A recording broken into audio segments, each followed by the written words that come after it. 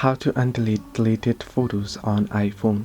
Hello everybody, welcome back to my channel. This is me Vipin Misnat, and today I'll guide you on how you can undelete deleted photos on iPhone. Well, the process itself is actually pretty simple and pretty easy, so let me guide you through.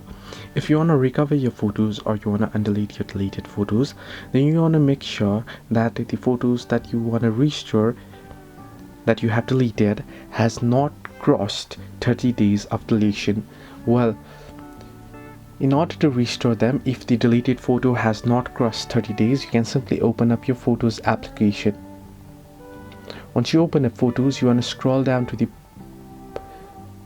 down below and you can see the recently deleted option here. You can tap on it and then you can go ahead and view the album. Once you open it up, what you can do is you can select the picture that you would like to restore, tap on it, or you can tap and select multiple ones and then you can restore it. You'll find the restore option right there.